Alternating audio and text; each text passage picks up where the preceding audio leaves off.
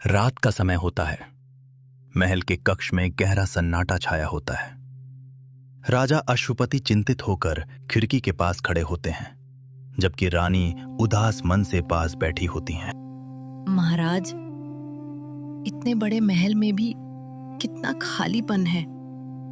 राजा चुपचाप बाहर अंधेरे आकाश की ओर देखते रहते हैं। काश हमारे आंगन में भी किसी बच्चे की हंसी गूंजती। रानी की बात सुनकर राजा गहरी सांस लेते हैं और धीरे धीरे सिंहासन के पास जाकर बैठ जाते हैं। मैंने अपनी प्रजा को हर सुख दिया, लेकिन ईश्वर ने मुझसे पिता बनने का सुख छीन लिया।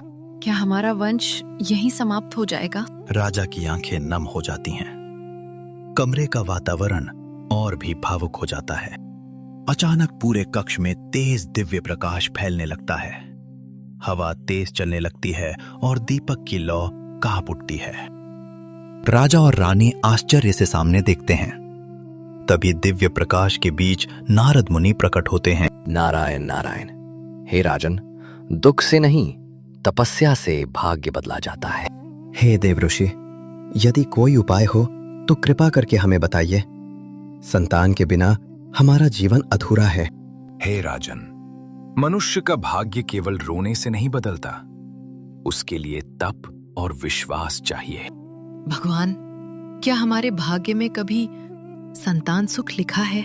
हाँ राजमाता, लेकिन उसके लिए महाराज को कठोर तपस्या करनी होगी। चाहे कितने भी कष्ट सहने पड़े, मैं सब स्वीकार करूं। हे राजन, देवी सावित्री की आराधना करो। सच्ची भक्ति से प्रसन्न होकर वही तुम्हारे जीवन का अंधकार दूर करेंगी। इतना कहकर नारद मुनि अंतर्ध्यान हो जाते हैं।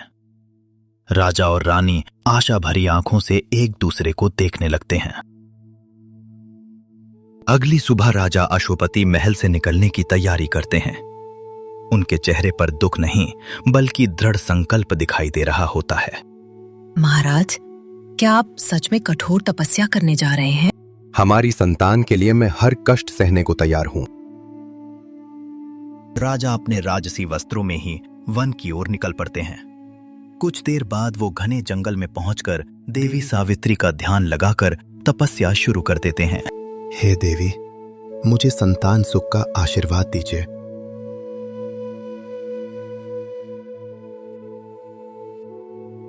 कई दिन बीत जाते हैं। राजा कठोर तपस्या में लीन रहते हैं। तभी अचानक पूरे जंगल में तेज दिव्य प्रकाश फैलने लगता है। ये कैसा दिव्य प्रकाश है? तभी उस प्रकाश के बीच देवी सावित्री प्रकट होती हैं। उनका तेज देखकर राजा स्तब्ध रह जाते हैं। हे राजन, तुम्हारी तपस्या और भक्ति से मैं प्रसन्न हूँ। हे माँ, मेरा जीवन अधूरा है, मुझे संतान सुख का आशीर्वाद दीजिए। मैं तुम्हें एक सुंदर और तेजस्वी पुत्री का वरदान देती हूँ, जो संसार में धर्म और सत्य की मिसाल बनेगी। हे देवी, आपने मेरा जीवन धन्य कर दिया। सावित्री मुस्कुराती हैं और धीरे धीरे दिव्य प्रकाश में अंतर्ध्यान होने लगती हैं। देवी सावित्री के अंतर्ध्यान होने के बाद राजा अश्वपति प्रसन्न मन से महल की ओर लौटने लगते हैं। उनके चेहरे पर वर्षों बाद खुशी दिखाई दे रही होती है। कुछ समय बाद राजा महल पहुंचते हैं। रानी उत्सुकता से उनकी ओर दौड़ कर आती हैं। महाराज, क्या देवी ने आपकी प्रार्थना स्वीकार की? हाँ रानी, देवी सावित्री ने हमें एक सुंदर पुत्री का वरदान दिया है। ये सुनते ही रानी की आंखों से खुशी के आंसू बहने लगते हैं। अब हमारा जीवन बदलने वाला है। कुछ महीनों बाद पूरे महल में खुशी का माहौल होता है। दासियां इधर उधर दौड़ रही होती हैं और महल को फूलों से सजाया जा रहा होता है। तभी महल के अंदर से एक नवजात बच्ची के रोने की आवाज गूंजती है। ये सुनते ही राजा अश्वपति की आंखें खुशी से भर जाती हैं। राजा जल्दी से रानी के कक्ष में पहुंचते हैं। रानी अपनी गोद में सुंदर बच्ची को लेकर मुस्कुरा रही होती हैं। महाराज, देखिए, हमारी बेटी। सच? आखिर देवी ने हमारी झोली खुशियों से भर दे। इसका नाम सावित्री होगा, देवी सावित्री के आशीर्वाद की याद में। समय बीतता जाता है और छोटी सी सावित्री धीरे धीरे बड़ी होकर अत्यंत सुंदर, बुद्धिमान और तेजस्वी युवती बन जाती है।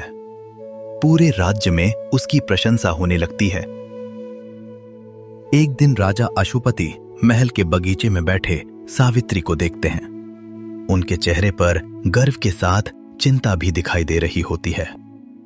महाराज, हमारी बेटी अब सच में बड़ी हो गई है। हाँ रानी, अब उसके विवाह के बारे में सोचने का समय आ गया है। तभी सावित्री धीरे धीरे वहां आती है और अपने माता पिता को प्रणाम करती है। पिताश्री, आपने मुझे बुलाया था? हाँ पुत्री, अब मैं तुम्हें तुम्हारे जीवन की सबसे महत्वपूर्ण जिम्मेदारी सौंपना चाहता हूँ। आपका आदेश मेरे लिए सर्वोपरि है पिताश्री। मैं चाहता हूँ कि अब तुम्हारा विवाह एक योग्य राजकुमार से हो जाए। सावित्री कुछ पल शांत रहती है और फिर धीरे से मुस्कुराती है। पिताश्री, मैं स्वयं अपने जीवन साथी का चयन करना चाहती हूँ। राजा अशुपति सावित्री की इच्छा स्वीकार कर लेते हैं। अगले ही दिन सावित्री अपने सैनिकों और दासियों के साथ योग्य वर की खोज में निकल पड़ती है। कई राज्यों और राजकुमारों को देखने के बाद भी सावित्री का मन किसी पर नहीं ठहरता। यात्रा करते करते सावित्री एक घने वन में पहुंचती है। वहां उसकी नजर एक युवक पर पड़ती है जो अपने वृद्ध माता पिता के लिए लकड़ियां काट रहा होता है। ये कौन है? इसके चेहरे पर इतना तेज क्यों है? तभी युवक मुड़कर सावित्री को देखता है। देवी, आप इस घने वन में? मैं रास्ता खोजते खोजते यहाँ आ गई। वन में आने वाला अतिथि हमारे लिए देवता समान होता है। शायद यही वो व्यक्ति है जिसकी तलाश मुझे थी। सावित्री कुछ समय तक सत्यवान से बातें करती है। उसकी विनम्रता और सादगी सावित्री के मन को छू जाती है। आप किसी साधारण व्यक्ति जैसे नहीं लगते। आप कौन हैं? मैं शाल्व देश के राजा द्युमत्सेन का पुत्र सत्यवान हूँ। फिर आप वन में इस तरह जीवन क्यों बिता रहे हैं? मेरे पिता की दृष्टि चली गई थी। उसी समय शत्रुओं ने हमारा राज्य छीन लिया। सत्यवान दूर बैठे अपने वृद्ध माता पिता की ओर देखता है। इतना कर्तव्य और प्रेम, यही सच्चा राजकुमार है। कुछ समय बाद सावित्री महल लौट आती है। उसके चेहरे पर शांति और आत्मविश्वास साफ दिखाई दे रहा होता है। पुत्री, क्या तुमने अपने लिए योग्य वर चुन लिया? हाँ पिताश्री, मैंने सत्यवान को अपना जीवन साथी चुना है। तभी अचानक नारद मुनि का आगमन होता है। नारायण नारायण। देवऋषि, आप सही समय पर आए हैं। हमारी पुत्री ने अपना वर चुन लिया है। कौन है वो युवक? शाल्व देश के राजा द्युमत्सेन का पुत्र सत्यवान। सत्यवान का नाम सुनते ही नारद मुनि कुछ पल शांत हो जाते हैं। देवऋषि, क्या बात है? सत्यवान गुणवान, धर्मात्मा और तेजस्वी है, लेकिन उसकी आयु बहुत कम है। राजा और रानी के चेहरे पर भय साफ दिखाई देने लगता है, लेकिन सावित्री शांत खड़ी रहती है। पुत्री, तुम कोई और वर चुन लो। एक बार जिसे मैंने अपने मन से पति स्वीकार कर लिया, उसे मैं जीवन भर नहीं बदल सकती। राजन, आपकी पुत्री साधारण नहीं है। इसका संकल्प ही इसकी सबसे बड़ी शक्ति बनेगा।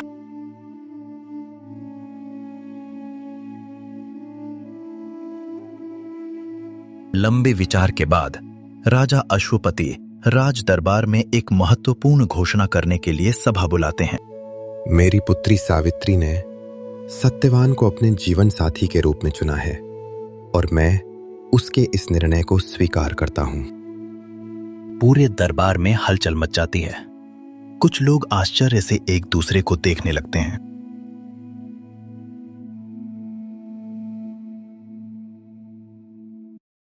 उसी दिन से सावित्री अपने राजसी आभूषण और महंगे वस्त्र त्याग देती है। अब मेरा जीवन सत्यवान के साथ वन में बीतेगा। मुझे उसी जीवन के अनुसार स्वयं को बदलना होगा। सावित्री सादे वस्त्रों में भी उतनी ही तेजस्वी दिखाई दे रही होती है। राजा और रानी उसे भावुक होकर देखते रहते हैं। विवाह के बाद सावित्री सत्यवान के साथ वन में बनी छोटी सी झोपड़ी में रहने लगती है। राजमहल की सुख सुविधाएं छोड़कर भी उसके चेहरे पर संतोष दिखाई देता है। सावित्री, तुम्हें इस छोटे से जीवन में कोई कष्ट तो नहीं? जहाँ अपना हो वही सबसे बड़ा सुख होता है। सत्यवान भावुक होकर सावित्री को देखता है। तुमने राजमहल छोड़कर मेरे लिए इतना सब स्वीकार कर लिया। पति का साथ ही स्त्री का सबसे बड़ा धन होता है। तभी सत्यवान की माता झोपड़ी के अंदर आती हैं और सावित्री को स्नेह से देखती हैं। पुत्री, तुमने इस घर में खुशियां भर दी हैं। माता, यही अब मेरा परिवार है। झोपड़ी छोटी जरूर थी, लेकिन उसमें प्रेम, अपनापन और शांति भरी हुई थी। समय धीरे धीरे बीतने लगता है। सावित्री वन के जीवन में पूरी तरह ढल जाती है, लेकिन उसके मन में नारद मुनि की भविष्यवाणी हर दिन गूंजती रहती है।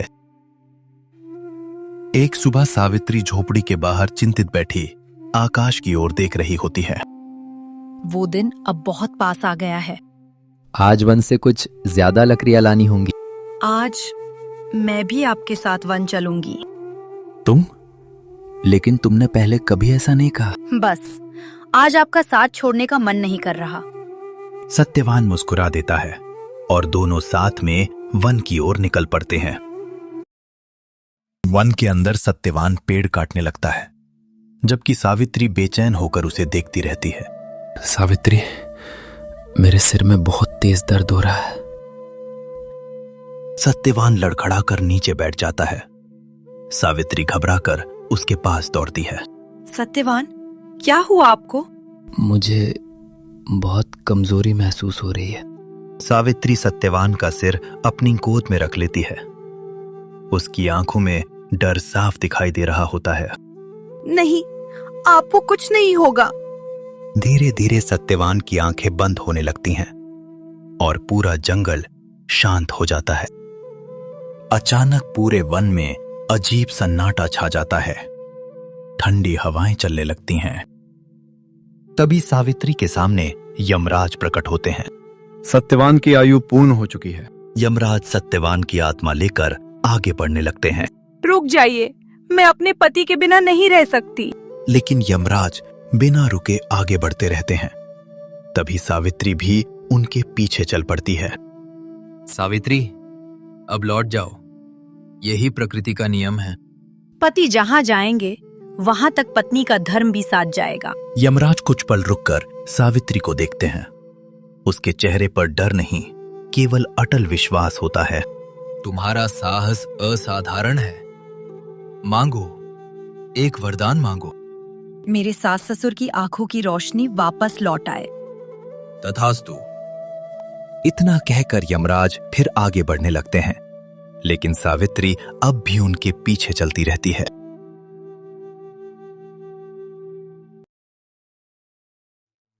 यमराज आगे बढ़ते रहते हैं, लेकिन सावित्री अब भी शांत भाव से उनके पीछे चलती रहती है। सावित्री, तुम्हारी भक्ति और साहस ने मुझे प्रसन्न कर दिया है। एक और वरदान मांगो। मेरे पिता का वंश हमेशा बना रहे, उन्हें 100 पुत्रों का सुख मिले। तथास्तु। अब वापस लौट जाओ। यमराज फिर आगे बढ़ने लगते हैं, लेकिन सावित्री अब भी उनके साथ चलती रहती है। तुम अभी तक मेरा पीछा क्यों कर रही हो? हे देव, मुझे भी सत्यवान से 100 पुत्रों का सुख प्राप्त हो। सावित्री की बात सुनकर यमराज कुछ पल शांत खड़े रहते हैं। सावित्री, तुमने अपनी बुद्धि और पतिव्रता धर्म से मुझे पराजित कर दिया है। सावित्री हाथ जोड़कर खड़ी रहती है। यदि सत्यवान जीवित नहीं होगा तो तुम्हें पुत्रों का सुख कैसे मिलेगा? हे देव, आपका आभार। उसी क्षण यमराज सत्यवान की आत्मा लौटा देते हैं और धीरे धीरे अंतर्ध्यान हो जाते हैं। यमराज के अंतर्ध्यान होने के बाद सावित्री जल्दी से वन की ओर लौटती है, जहां सत्यवान का मृत शरीर पड़ा होता है। सत्यवान, आंखें खोलिए। तभी अचानक सत्यवान के शरीर में हलचल होने लगती है। सावित्री, मैं अभी तक यहीं हूं। हाँ स्वामी, अब आपको कोई मुझसे अलग नहीं कर सकता। सत्यवान के जीवित होने के बाद सावित्री की खुशी का ठिकाना नहीं रहता। दोनों एक दूसरे को भावुक होकर देखते हैं। दोनों खुशी खुशी वन के रास्ते अपनी झोपड़ी की ओर चल पड़ते हैं। चांदनी रात में उनका प्रेम और विश्वास पहले से भी अधिक मजबूत दिखाई दे रहा